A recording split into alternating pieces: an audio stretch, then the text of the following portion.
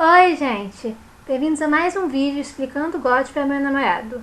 E hoje falaremos do penúltimo episódio da 7ª temporada, Beyond the Wall. Foi, sem dúvida, o maior episódio da temporada até agora em termos de ação e acontecimentos impactantes. E, nesse sentido, realmente não houve nenhuma economia. Tanto que esses acontecimentos impactantes tal, eles têm sido comentados desde terça-feira passada, quando a Gabriela da Espanha conseguiu o feito de vazar oficialmente o episódio. Eu não sei se foi um movimento muito brilhante, considerando que os hackers estão constantemente ameaçando liberar tudo, né? Já estão ameaçando liberar o último da temporada. Ou então um movimento muito incompetente, assim, sei lá, acho que com certeza alguém foi demitido, mas enfim. Antes de comentar a respeito do episódio em si, vamos tirar logo uma coisa do caminho. Eu não acho que ninguém mais espera que o roteiro seja maravilhoso a essa altura dos acontecimentos. Mas ó, esse 7º episódio teve uma escrita especialmente ruim e meio que explodiu o restante da verossimilhança que essa temporada tinha. Por exemplo, como Gendry correu de volta para Stuart tão ridiculamente rápido? Como o corvo que ele mandou para a Pedra do Dragão chegou praticamente à velocidade da luz? Em nome de Deus, como a Daenerys voou sobre metade do continente exatamente a tempo de salvar o Jon e companhia? Que, assim, os dragões ainda não têm exatamente a velocidade de aviões a jato, né? Muito embora o Drogon tenha o tamanho de um deles. Não tem outro jeito de realmente falar isso. A preguiça de trabalhar por um roteiro mais crível acabou quebrando a história toda até o ponto que a suspensão da crença dos telespectadores morreu. E não sou só eu que acha isso, mas também uma das colaboradoras do March na produção da enciclopédia, além de vários fãs e críticos online.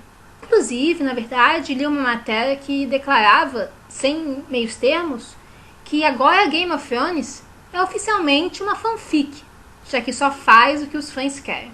Vejam bem, eu não acho que fazer o que a base dos fãs quer é um ato ruim por si só.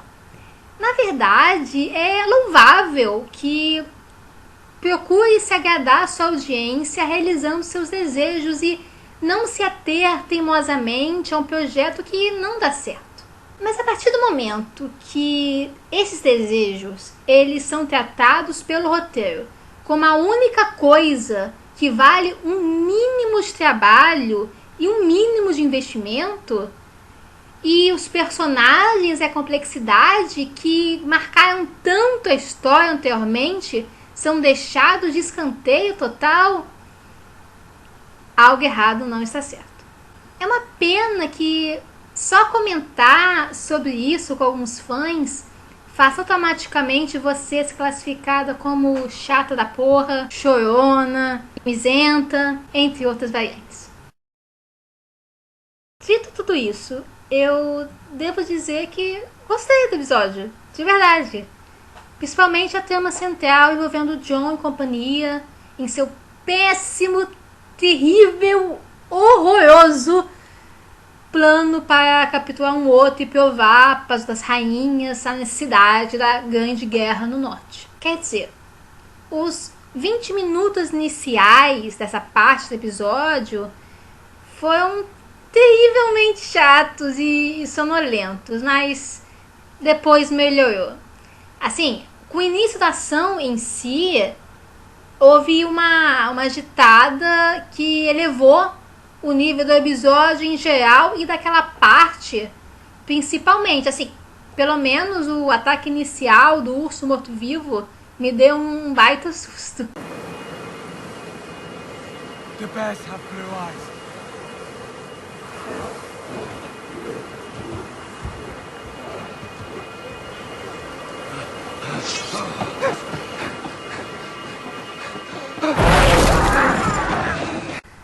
E a respeito respeito disso, duas coisas eu queria mencionar. Primeiro que eu devo dizer que fiquei agradavelmente surpresa pelo Gendry não morrer. O que eu considerava quase certo, uma vez que o personagem parecia ter sido marcado ao voltar exatamente para ser uma das grandes causalidades. Mas não foi o fato e eu estou feliz por o episódio não ser tão previsível. Foi bom, e talvez o Gendry ainda tenha um papel maior a desempenhar, como vou falar mais adiante. O segundo ponto que eu queria falar aqui é uma pergunta, na verdade, para vocês, que os outros estão ficando menos assustadores? Eu não tenho certeza, mas me pareceu. Eu não sei se nós já fomos muito expostos ao efeito, se o dinheiro dos efeitos especiais está sendo mais dirigido para os dragões, ou se eles estão focando em efeitos mais práticos, eu não sei, mas enfim, me pareceu que eles estão de fato ficando menos arrepiantes. Eu vi a opinião de vocês. De forma geral, as cenas de ação todas foram boas, mas aquelas ocorridas depois que os outros perceberam que podiam atravessar o lago congelado sem danos foram especialmente notáveis. Eu achei interessantes e bem coreografadas, mas é claro que depois que a Daenerys chegou, as coisas se levaram para outra categoria.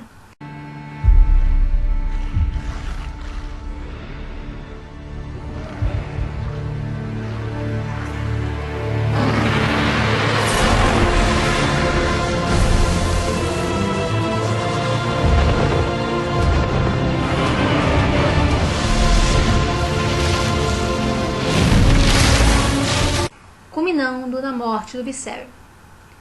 Nossa, foi horrível, assim.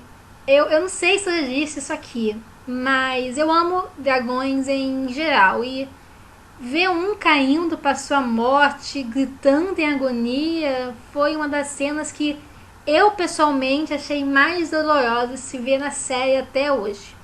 Aparentemente, porém, a reação da própria mãe dos dragões não foi tão semelhante como nós poderíamos imaginar. Após a retirada, Daenerys só mostrou uma breve chateação quanto à morte de Viserion, enquanto seus outros dois filhos gritavam de dor ao fundo. Poderíamos interpretar, é claro, que a Daenerys preservava sua imagem real ao se controlar em público, com seus verdadeiros sentimentos sendo expostos pelos gritos dos seus dragões. Mas pouco depois, já na viagem de retorno para o sul, ela foi visitar o Jon, que, aliás, foi resgatado no último minuto possível pelo seu tio Benjen.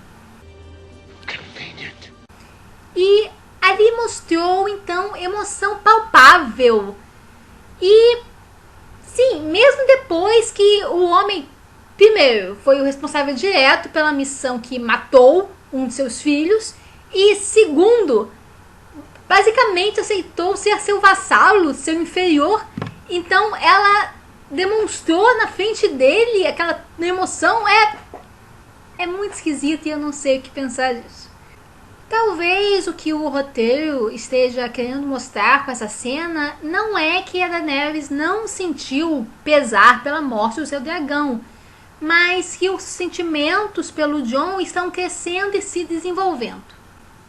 Bem, se foi isso, o roteiro foi grandemente atrapalhado pela química meio problemática entre os atores. Nesse episódio, alguém finalmente ensinou a perspectiva de um casamento para Daenerys ao falar sobre a problemática da ausência de herdeiros para o trono. Mas a rainha não quis nem saber. Obviamente, ela ainda se acha estéril devido aos traumáticos eventos que levaram à morte do seu primogênito Rhaego, e talvez ela nem tente mais ter filhos legítimos por meio de um matrimônio, o que pode destruir o meu sonho de ver um acordo político intradinástico entre ela e o Jon. Se bem que, depois que o Rei do Norte declarou a virtual vassalagem a ela, né, isso nem é mais tão necessário. Mas enfim. O diálogo entre ela e o Tyrion, por outro lado, me fez entrever uma possibilidade que eu achei bem animadora para o futuro da história. Ver Estério se tornando uma república após a morte da Daenerys. Eu acho que isso seria incrível testemunhar e, na verdade, conhecendo os outros trabalhos do autor, não parece tão longe assim presumir que esse seria um possível final para a história. Mas tem outra possibilidade também, que, vendo que o Gendry continua vivo e ficará até Segunda Ordem, é possível que a Daenerys deixe a coroa para ele por testamento, e assim possibilitando o fim da inimizade entre as casas Targaryen e Baratheon, que são, afinal, aparentados por casamento. Mas pensar nesse final me deixa meio... Assim, por mais que eu me interesse muito por essas questões ginásticas na série e nos livros, aliás, tudo isso parece cada vez menos importante e superficial com a crescente ameaça além da muralha.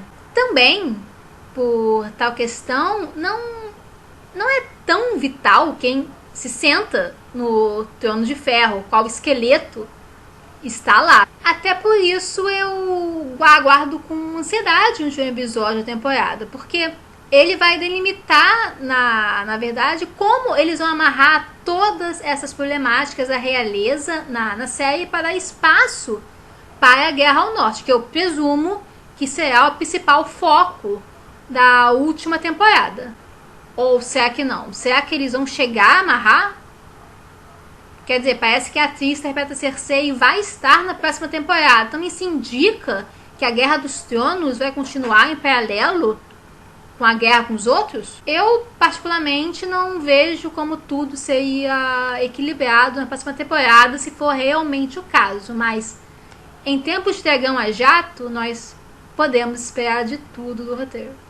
Então é isso, gente. Creio que nós teremos maior variedade de assuntos no próximo vídeo, já que o próximo episódio da série, além de ser o maior de todos os tempos de Game of Thrones, com cerca de 80 minutos, se não me engano, ainda promete muitos eventos bastante interessantes e decisivos. Então, espero que hajam bastante ângulos para a gente conversar da próxima vez que nos encontrarmos. Mas, enquanto isso, eu gostaria da opinião de vocês sobre esse episódio. Eu já falei que gostei, né, apesar dos pesares. Então eu quis saber a opinião de vocês, além de discutir várias coisas que eu não toquei nesse vídeo. Então, se gostaram, curtam, se quiserem, compartilhem. Se já mais vídeos como esse, é só escrever aqui embaixo. Não deixem de comentar suas opiniões sobre os episódios, dar ideias para vídeos teóricos. E eu vou deixar abaixo os links do meu Patreon e pro meu Apoia-se para quem quiser me ajudar no meu projeto para adquirir uma câmera e melhorar a qualidade do canal, ok? Beijinhos.